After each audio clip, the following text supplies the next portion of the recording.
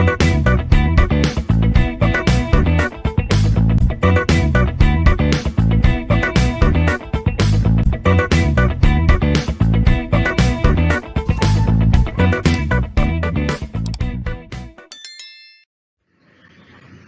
to the video lecture on optical fiber. In this lecture, you are going to learn condition for propagation of light in the optical fiber, fractional index change, modes of propagation, and types of optical fibers. So now let us obtain the condition for the propagation of the light in the optical fiber. So let us consider the optical fiber having the core of refractive index n1 and cladding of refractive index n2. The refractive index of the outside medium is n0. So let theta naught is the angle of acceptance. That is, when light enters the optical fiber with an angle theta naught at O will be refracted such that it falls on the core cladding interface with an angle equal to the critical angle. So as a result, the refracted ray BC grazes along the surface separating the two media, that is core and the cladding.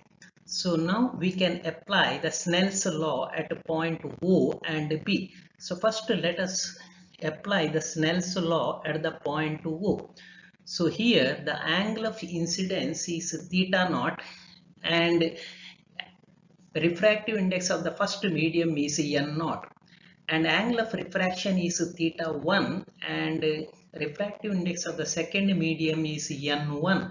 So applying Snell's law, we will get n0 sin theta naught is equal to n1 sin theta 1. So let us call it as equation 1. So now apply the Snell's law at this particular point B. Here the angle of incidence is equal to 90 minus theta 1 and angle of refraction is equal to 90 degree. The refractive index of the first medium, that is core, is equal to n1 and the refractive index of the second medium is n2. So therefore applying the Snell's law, we will get n1 sin 90 minus theta 1 is equal to n2 sin 90. So here sin 90 is equal to 1. So sin 90 minus theta 1 is equal to cos theta. So therefore n1 cos theta 1 is equal to n2, or cos theta 1 is equal to n2 divided by n1. But we know that sin theta 1 is equal to square root of 1 minus cos squared theta 1. So substitute for cos theta 1 from the equation 2. So we will get sin theta 1 is equal to square root of 1 minus n2 by n1 whole square, because cos theta 1 is equal to n2 by n1, so whole square.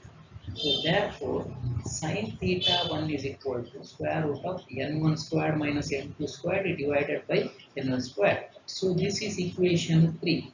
Now substitute this equation 3 in equation 1. So we will get n0 sin theta naught is equal to n1 into square root of n1 squared minus n2 squared divided by n1 squared. So n1 gets cancelled here. So therefore sin theta naught is equal to square root of n1 squared minus n2 squared divided by n0. So here the n0 is the refractive index of the surrounding medium. If the surrounding medium is air, so then n0 is equal to 1. So therefore we can write sin theta naught is equal to square root of n1 squared minus n2 squared. So this is the expression for sin theta naught. So what is sin theta naught? Sin theta naught is nothing but the numerical aperture. So therefore the expression for the numerical aperture is Na is equal to square root of n1 squared minus n2 squared, provided the surrounding medium is air.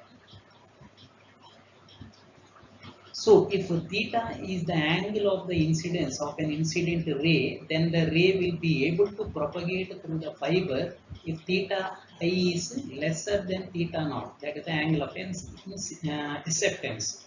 So theta I should be lesser than theta naught. So therefore sin theta I should be lesser than sin theta naught. So this is the condition for the propagation of light in the optical fiber. So now let us discuss what is fractional index of change delta. So it is defined as the ratio of the refractive index between the core and the cladding to the refractive index of the core. So that is, it is denoted by delta. So delta is equal to n1 minus n2. So that represents the difference between the refractive index of the core and the cladding. So that divided by the refractive index of the core, that is n. So that gives the fractional index change. Therefore, from this equation, delta into n1 is equal to n1 minus n2. So let us call it as equation 7. Now, we know the expression for the numerical aperture. So we can find out that relationship between the numerical aperture and the fractional index change. So numerical aperture is equal to square root of n1 squared minus n2 squared. But n1 squared minus n2 squared can be written as n1 minus n2 into n1 plus n2. So that is equal to delta n1 into n1 plus n2, because this n1 minus n2 is equal to delta n from equation 7. So since the difference between the refractive indices of the core and the cladding is very small, we can assume that n1 is approximately equal to n2, or n1 plus n2 is equal to 2n. So therefore we can write numerical aperture is equal to square root of delta n1 into 2n1, or numerical aperture is equal to n1 into 2 delta.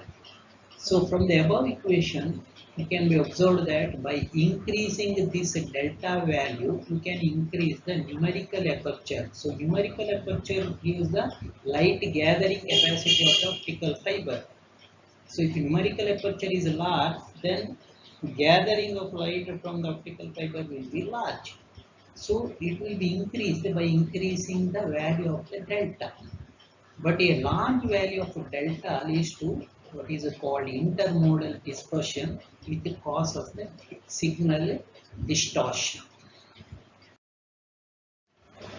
Modes of propagation. On the basis of geometrical optics, though it is expected that all such rays which enter into the core at an angle less than the angle of acceptance should travel in the core, it is not so even theoretically. The application of Maxwell's equations shows that out of the light that enters into the core within the waveguide acceptance angle, only the light waves in terms of certain number of modes will be sustained for propagation in the fiber. However, symbolically the modes are represented as though they are light rays. Thus, the single ray propagation is shown as a single mode fiber. The number of modes supported for the propagation in the fiber is determined by a parameter called V number. It is denoted by the capital V. So if the outside medium is air, then V number is given by V is equal to pi d by lambda into square root of n1 square minus n2 square, where d represents the diameter of the core and lambda is the wavelength of the light that propagates through the optical fiber. If the outside medium is not air but a medium of refractive index n0, so then we can write the V number is equal to pi d by lambda into square root of n1 square minus n2 square divided by n0.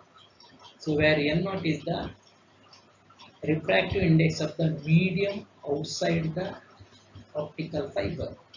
Now if you know the V number, we can find out the number of modes n. So n is equal to V squared by T. If V is very large compared with 1, so then we can write the number of modes n is equal to V squared by 2. Now the types of optical fibers. So before going to the types of optical fiber, we should know about the refractive index profile. So the curve which represents the variation of refractive index with the radial distance from the axis of the fiber is called refractive index profile. Depending on the refractive index profile and the number of modes, the optical fiber are classified into three categories. Actually, depending upon the number of modes, the optical fiber can be classified as a single mode and a multi mode. So depending upon the refractive index profile, it can be classified as a step index and graded index. And depending upon the refractive index profile and the number of modes, it can be classified into three categories. They are the step index single mode fiber, step index multi-mode fiber, and graded index multi-mode fiber. Step index single mode fiber. So the single mode fiber is made up of very thin core of diameter 8 to 10 micrometer and cladding having the outer diameter of about 60 to 70 micrometers. So it has a core material of uniform refractive index value. Similarly, cladding also has the uniform refractive index but lesser value. So this core is having the refractive index which is more than the refractive index of the cladding. Both are uniform. So this results in the sudden decrease in the value of the refractive index from cladding to core. So thus refractive index profile is the shape of the step. So here the figure represents the refractive index profile. So here this represents the core having the larger refractive index and uniform refractive index. So this represents the refractive index of the cladding that is lower, but again it is uniform. So this takes the shape of the step. So that is why it is called step index. So now, because of smaller core diameter, the optical fiber can guide only a single mode. So it can only a single ray can travel through this particular core of the optical fiber. So that is why it is called a single mode step index optical fiber. Now, since there is no intermodal dispersion and signal broadening effect, this fiber is extensively used. Here there is only single mode is there or one mode is there. So therefore there is no intermodal dispersion.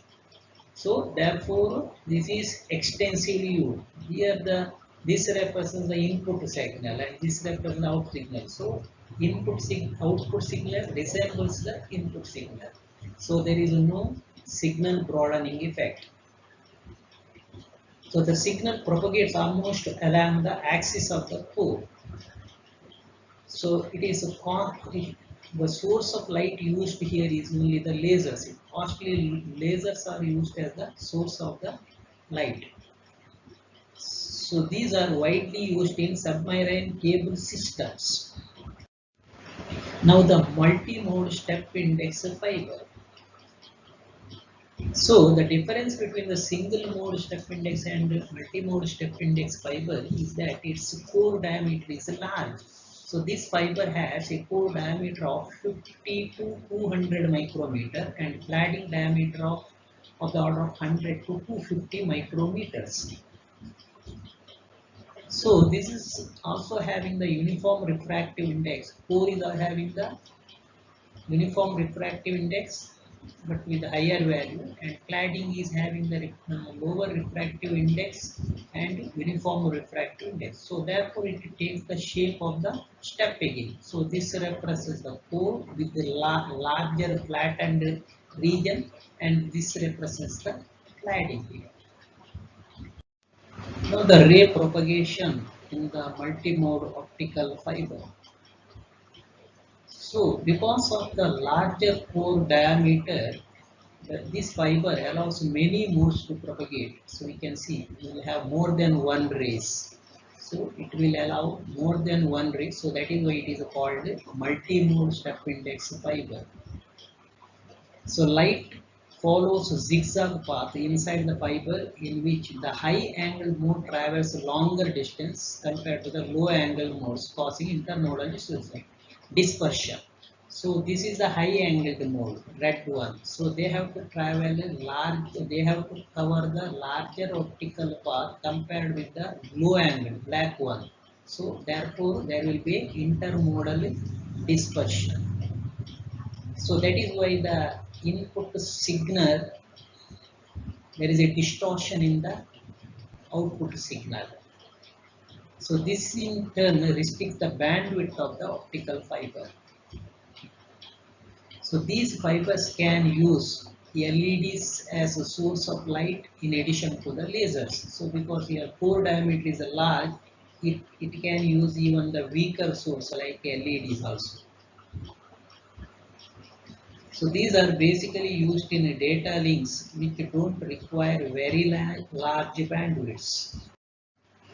So multi-mode graded index optical fiber. So it is also called as a GRIN.